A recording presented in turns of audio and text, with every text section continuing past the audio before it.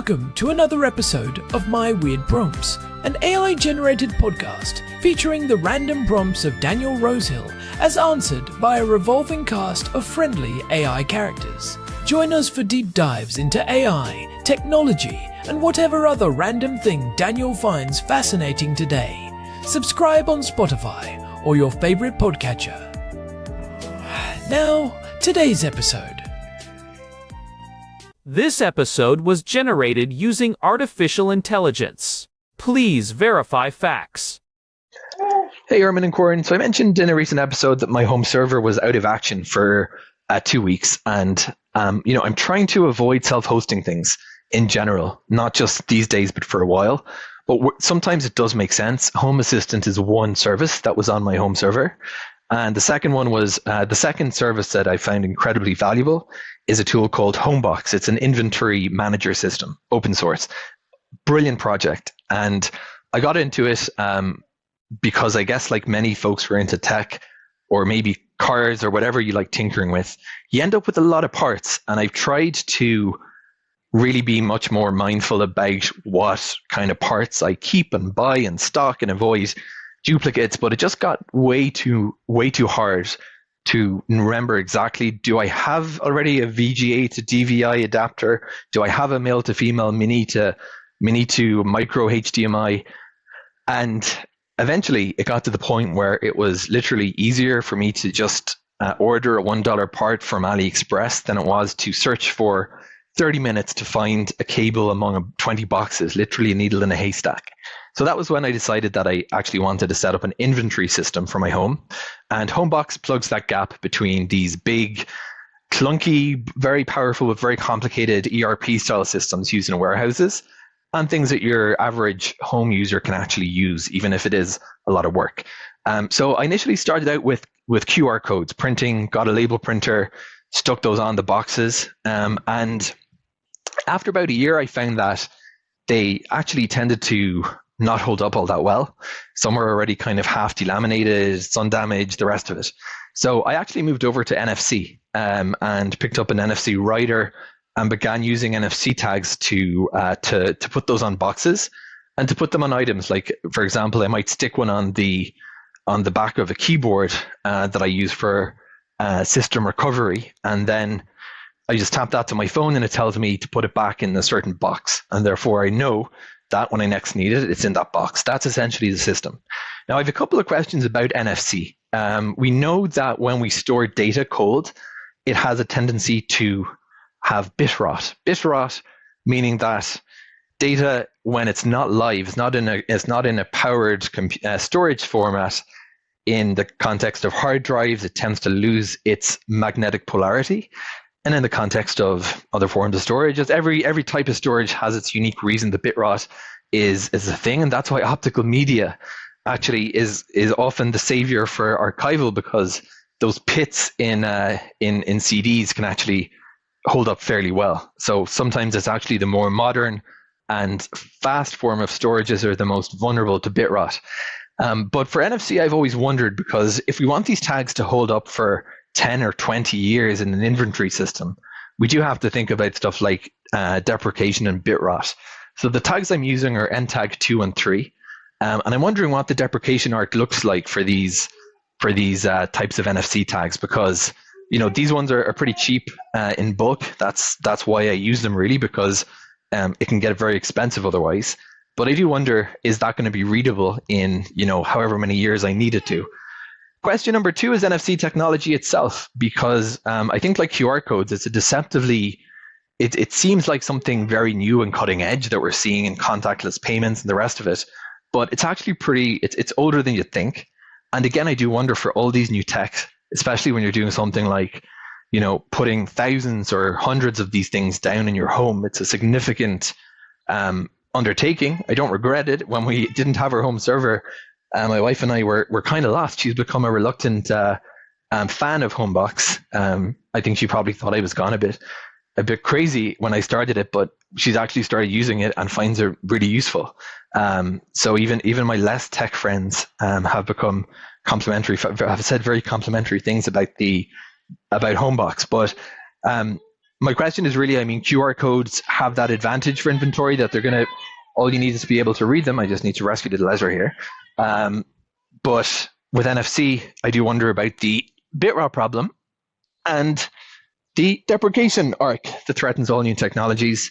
Ezra, do you have anything to say, or we could just send this one in? We're going to listen to about NFC tags. Is that good with you? Ezra says it's good with them. Herman and Corn, over to you two. Welcome back to my weird prompts.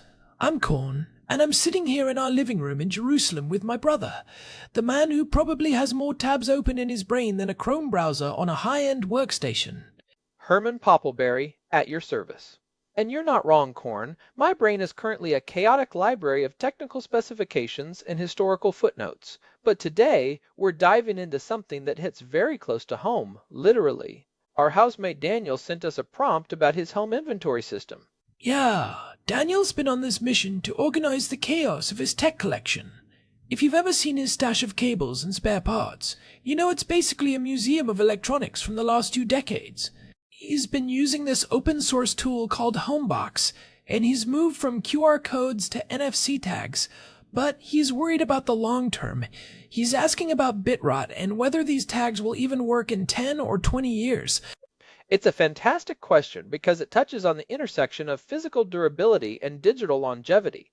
Daniel mentioned he's using the NTAG 213 specifically. These are those little circular stickers you can get in bulk for relatively cheap. They're part of the NFC Forum Type 2 specification. And while they feel like magic when you tap your phone to them, they're actually quite simple pieces of hardware. Right, but the magic factor is what makes people skeptical, I think. A QR code is just ink on paper. You can see it. You can understand that as long as the paper doesn't rot, the information is there. But an NFC tag, it's a chip and an antenna. There's a lot more that can go wrong under the hood, even if it looks fine on the outside. Exactly. So let's start with the big concern Daniel had, bitrot. In the context of NFC tags, we're talking about data retention. These chips use something called EEPROM, which stands for Electrically Erasable Programmable Read-Only Memory. It's the same kind of technology used in flash drives, but much simpler and smaller. And the way EEPROM works is by trapping electrons in a floating gate, right? You nailed it. You apply a certain voltage to push electrons into this tiny insulated chamber. The presence or absence of those electrons represents a 1 or a 0. The problem is that no insulator is perfect. Over time, those electrons can tunnel through the oxide layer and leak out. When enough of them escape, the state of the bit flips. That's your bitrot. So what's the actual timeline here? If Daniel tags a box of HDMI cables today, in February 2026, and he doesn't touch it until 2046, is that tag going to be a blank slate? Most manufacturers of the NTAG 213, like NXP Semiconductors, officially rate their data retention for 10 years. Now that sounds scary to someone looking for a 20-year solution, but you have to look at how those ratings are calculated. That 10-year figure is a worst-case scenario, usually assuming the tag is being stored at the upper limit of its operating temperature, which is around 70 degrees Celsius or 158 degrees Fahrenheit. Well, unless Daniel's storage unit is on the surface of the sun, he's probably not hitting 70 degrees Celsius. Precisely. If you keep these tags at room temperature, say 20 to 25 degrees Celsius, the theoretical data retention jumps significantly. Some studies on EEPROM suggest that at room temperature, you're looking at 50 or even 100 years before electron leakage becomes a statistically significant threat to data integrity. So, from a pure bitrot perspective, the silicon itself is actually quite robust. Okay, so the bits might stay put, but what about the hardware? Daniel mentioned he switched to NFC because his physical labels weren't holding up, but NFC tags have their own physical vulnerabilities. You've got that tiny copper or aluminum antenna coil and the microscopic bond where the chip meets the antenna. That is actually the much bigger threat. The physical failure of the antenna or the bond is far more likely than the data itself evaporating. NFC tags are incredibly thin. If Daniel is sticking them on cables that get moved around, or on the outside of boxes that get stacked and unstacked, he's subjecting them to mechanical stress. If that antenna gets a microscopic crack, the circuit is broken. The tag won't harvest enough energy from the phone's magnetic field to power the chip, and it'll just seem dead. It's interesting because Daniel mentioned he's using them for tech parts and cables. Cables are notoriously annoying to label because they're flexible and they get tangled. If he's wrapping an NFC sticker around a cable, he's creating a point of tension. Every time that cable flexes, that antenna is under stress.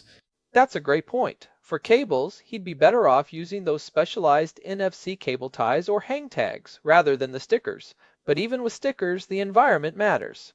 High humidity can eventually corrode the aluminum antennas if the protective plastic layer is compromised. UV light from the sun can degrade the adhesive and the plastic substrate.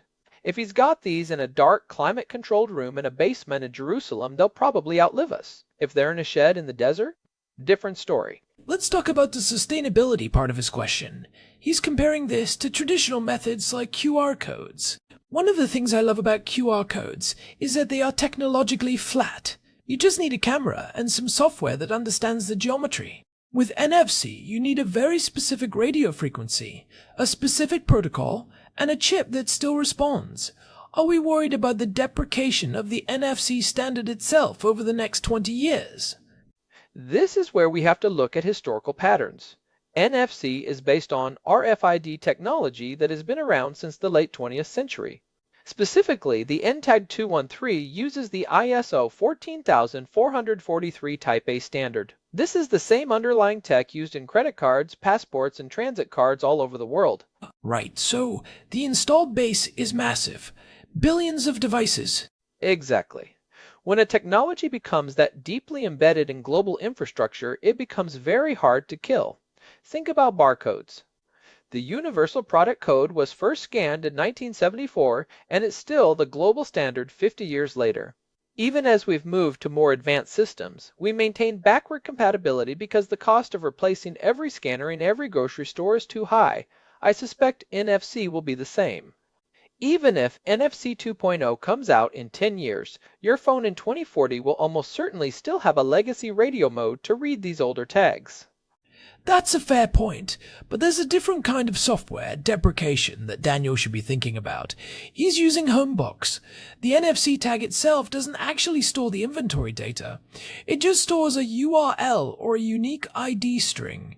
When he taps it, his phone opens a link like homebox.local/item/123.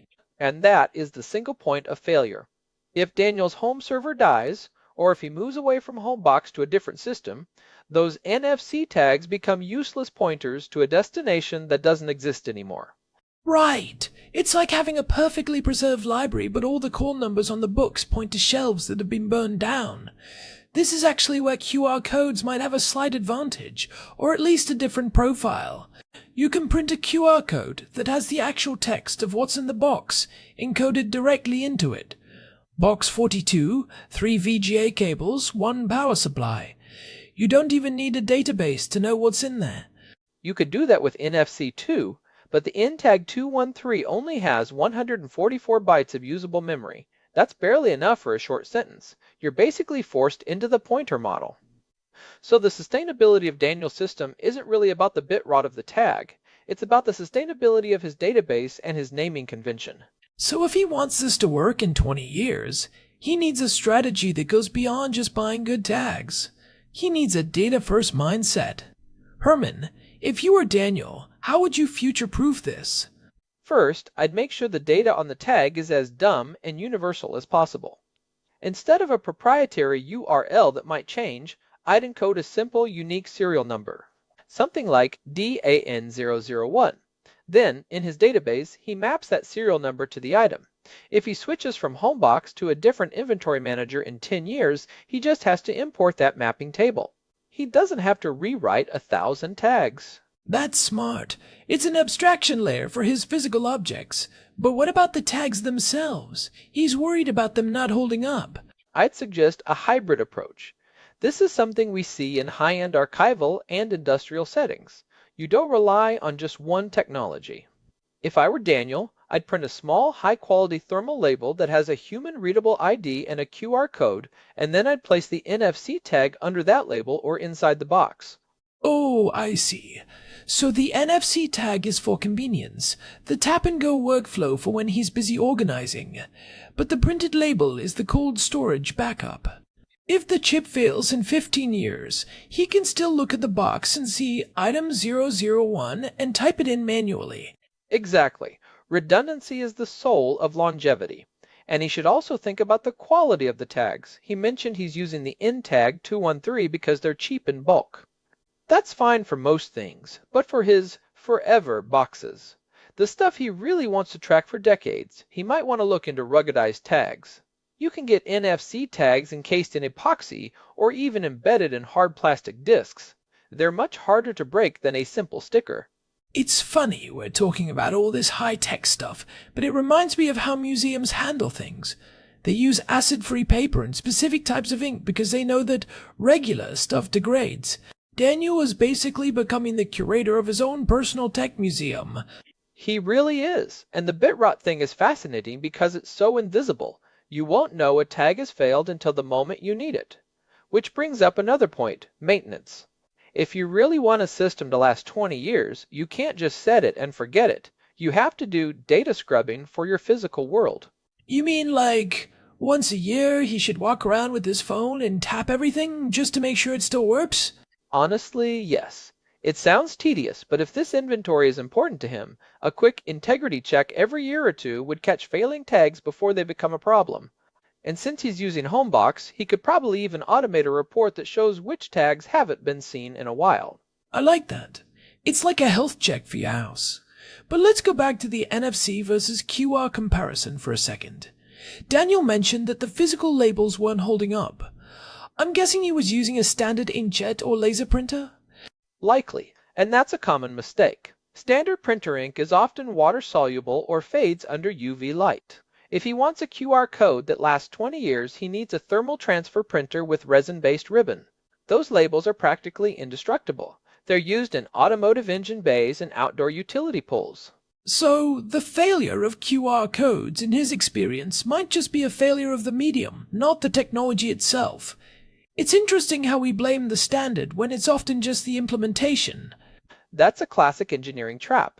But NFC does have a genuine advantage in Daniel's specific use case, tech parts and cables. Cables are often greasy or they're stored in dark bins where a camera might struggle to focus on a small QR code. NFC doesn't care about light. It doesn't care if the tag is covered in a thin layer of dust or if it's hidden inside a plastic bag. That non-line of sight capability is a huge win for home inventory. I've actually experienced that myself. Trying to scan a tiny QR code on a black power brick in a dimly lit corner of the office is a nightmare.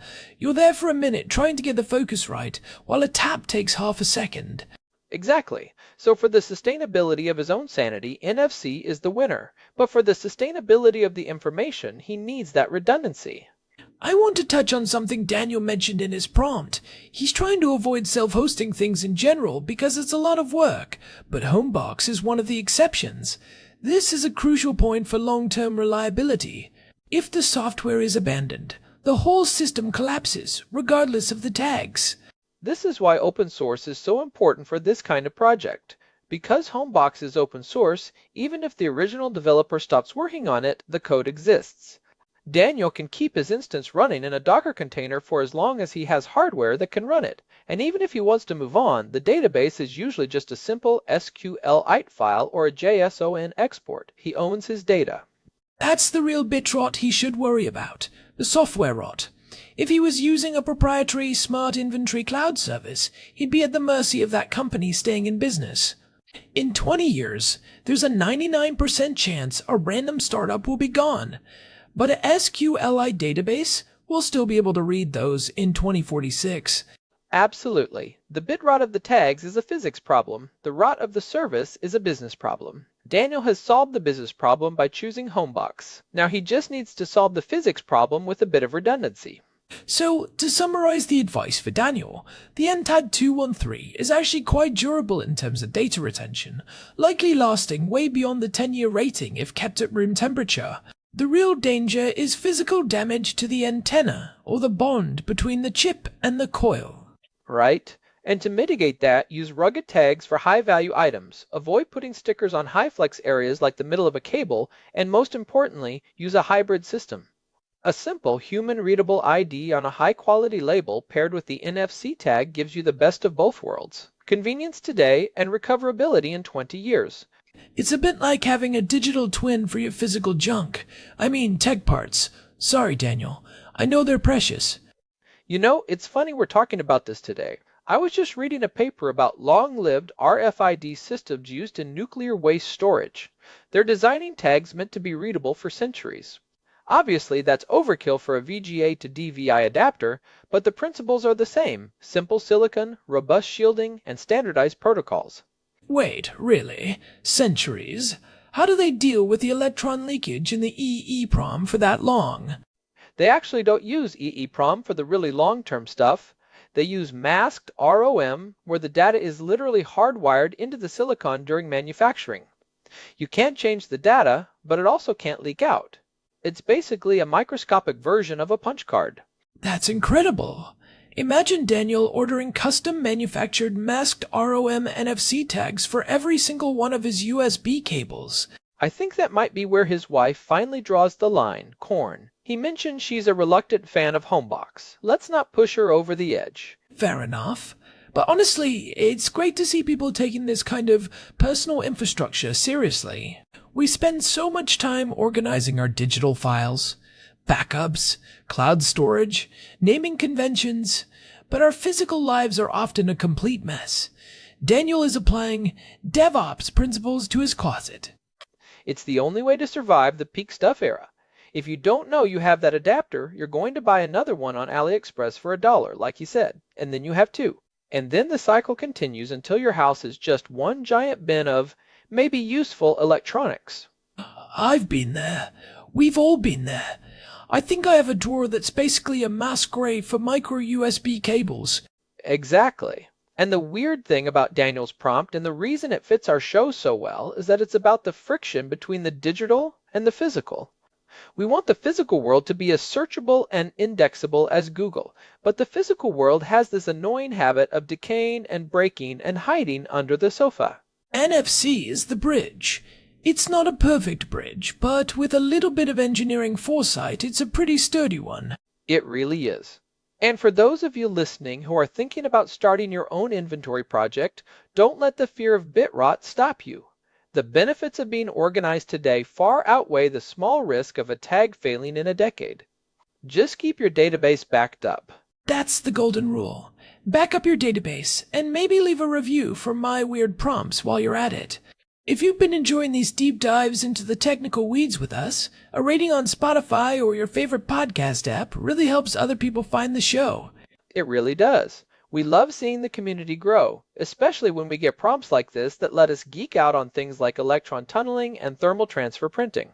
So check out the website at myweirdprompts.com if you want to see our back catalogue or get in touch. We've got over 500 episodes now, covering everything from the ethics of AI to the best way to store your vintage mechanical keyboards. And thanks again to Daniel for the prompt. It's always fun to solve problems for the people you live with, even if we're doing it over a microphone in the same house. Right? I'm gonna go see if I can find an NFC tag and stick it on the milk in the fridge, so I can get a notification when it's about to expire. Good luck getting that into Homebox, Corn. I think you're on your own for that one. Worth a shot. Anyway, thanks for listening, everyone. We'll be back next time with another weird prompt and more brotherly speculation. Until then, keep your bits trapped and your antennas intact. This has been My Weird Prompts. I'm Corn. And I'm Herman Poppleberry. See ya. Goodbye. This episode was generated using Gemini Flash 3. Text-to-speech engine was Chatterbox Turbo.